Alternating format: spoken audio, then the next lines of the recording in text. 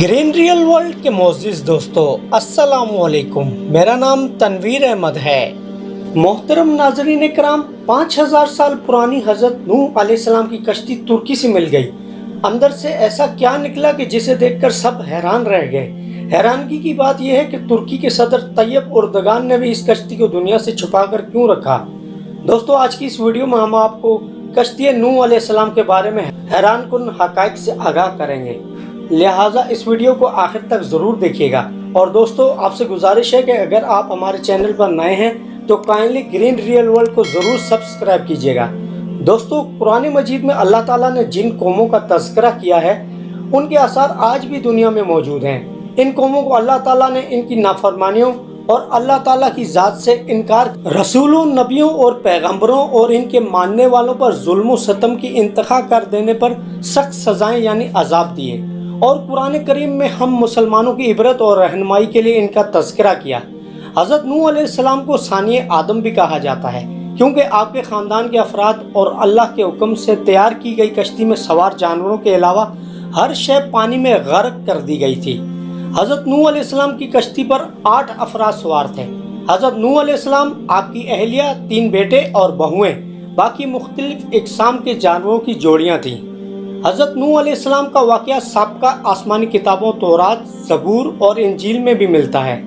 एक अरसे से साइंसदान हज़रत नूह अलैहिस्सलाम की कश्ती की तलाश में थे।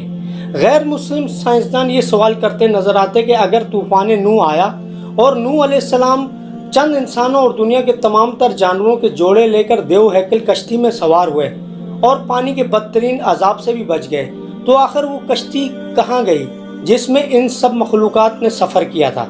हाल ही में चीन के ईसाई मुबल्लिगीन और साइंसदानों की एक तहकीकाती टीम ने कई माह पर मुश्तमिल अपनी तहकीक के इख्तिताम का ऐलान करते हुए ये दावा किया था कि उन्होंने हज़रत नूह अलैहिस्सलाम की तारीखी कश्ती को तलाश कर लिया है। ये कश्ती मशरकी तुर्की में वाक़या कोहे अरारत पर मिली, जिसकी चोटी की बुलंदी 12,000 फीट है। माहिरीन की टीम का कहना है कि इस कश्ती की 3 मंजिलें हैं। ये कश्ती कई मीटर बर्फ के नीचे दबी हुई है। गुज़िश्ता 200 बरसों से 1 दर्जन से ज़्यादा टीमें हज़रत नूह अलैहिस्सलाम की कश्ती को तलाश कर रही थीं, जिनके बारे में कुरान पाक में आता है कि वो जूदी नामी पहाड़ी की चोटी से टकराकर रुक गई थी।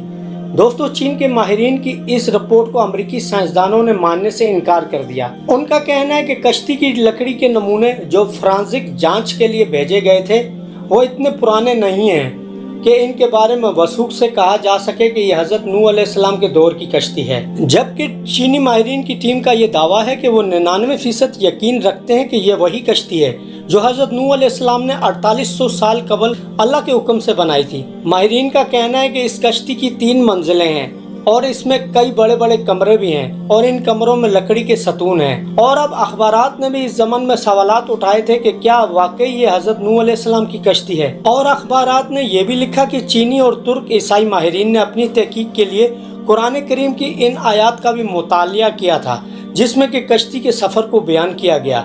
माहिरीन का कहना है कि कश्ती के ठहरने के जिस मकाम की निशानदही की गई है वो साइंसदानों को कोहे अरारत ही की तरफ ले जाती है। गुज़िश्ता 20 वर्षों में कई साइंसदानों ने कोहे अरारत का दौरा किया। इनमें से कुछ एक ने पहाड़ी पर बनी कश्ती की शक्ल की चट्टान को ही हज़रत नूह अलैहिस्सलाम की कश्ती करार दे दिया। लेकिन चीनी और तुर्क माहिरीन ने पहाड़ के उस बर्फीले मकाम पर तहकीकात की जहां दर्जा हरारत -60 डिग्री होता है और पहाड़ के जिस हिस्से में कश्ती की बाकियात दरियाफ्त की गई वो इंतहाई ढलवान और ख़तरनाक है। रिपोर्ट के मुताबिक इस टीम ने 60 मुख्तलिफ मकामात से हज़रत नूह अलैहिस्सलाम की कश्ती का मुशाहिदा किया। ये कश्ती कई जगहों से टूटी हुई है, ताहम मुकम्मल तबाह इसलिए नहीं हुई कि ये बर्फ़ की दबीस तह में दबी हुई है।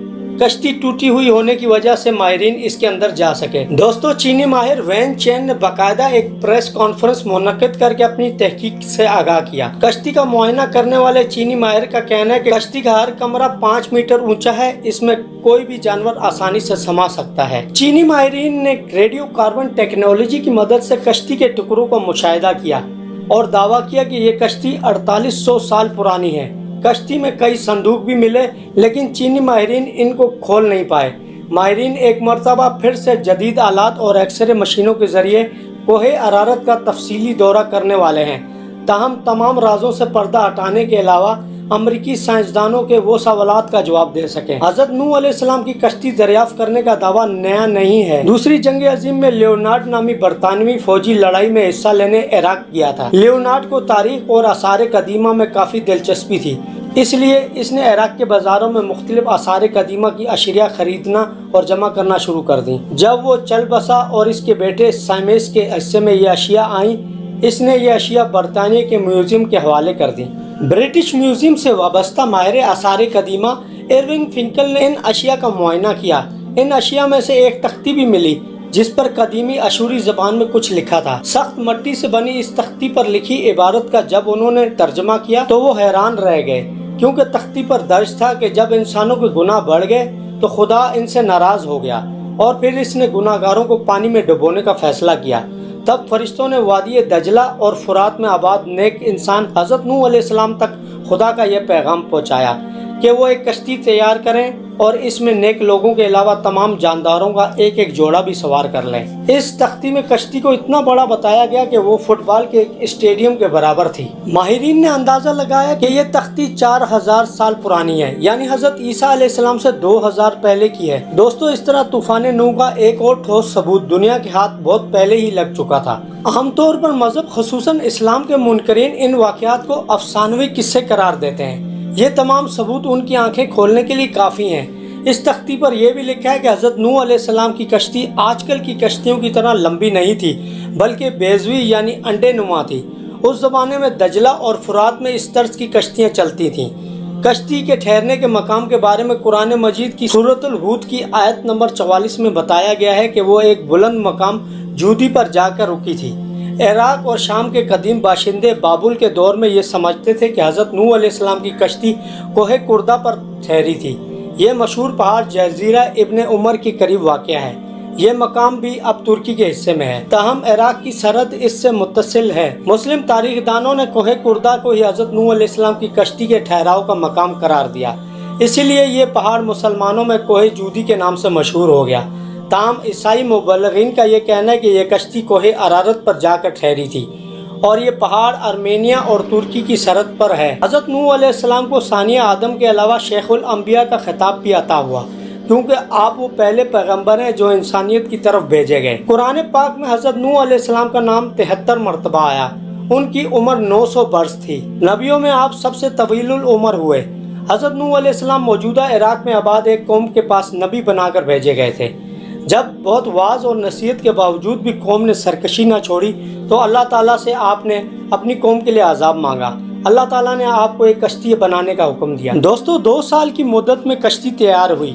اس کشتی کی لمبائی 300 گز اور چوڑائی 50 گز جبکہ اونچائی 30 گز تھی۔ جب عذاب آیا تو آسمان سے مسلسل بارش ہونے لگی اور زمین سے چشمے ابلنے لگے، ہر شے پانی میں غرق ہو گئی۔ حضرت نوح علیہ السلام کی کشتی 6 ماہ 8 دن پانی میں تیرتی رہی اور 10 محرم کو کوہ جودی پر جا کر ٹھہر گئی۔